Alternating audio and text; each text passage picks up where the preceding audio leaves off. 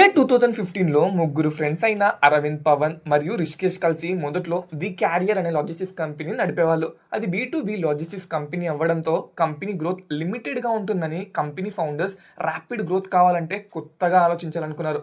There comes an idea of taxi service. ఇండియాలో అప్పటిదాకా ఉన్న టాప్ ప్లేయర్స్ అయిన ఓలా అండ్ ఊబర్ వంటి వాటిని వెనక్కి నెడుతూ ర్యాపిడో బైక్ టాక్సీ సెగ్మెంట్లో టాప్ ప్లేయర్ లాగా ఎలా మారిందని ఇప్పుడు తెలుసుకునే ప్రయత్నం చేద్దాం.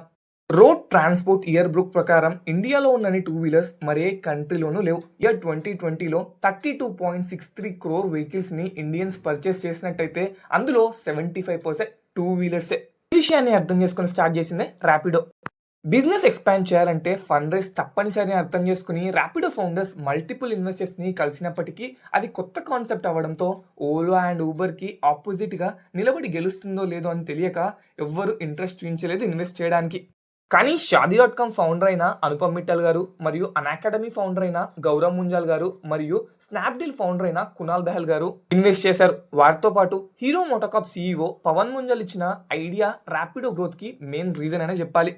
స్టార్టింగ్లో Ola and Uber cash burn చేస్తూ ఎక్కువ ఇన్సెంటివ్స్ని ఇస్తూ రైడర్స్ని అట్రాక్ట్ చేసినప్పటికీ లాస్ట్లో ఎక్కువ కమిషన్స్ రైడర్స్ నుంచి కలెక్ట్ చేయడం అనేది ర్యాపిడోకి పెద్ద పాజిటివ్గా మారిందని చెప్పాలి.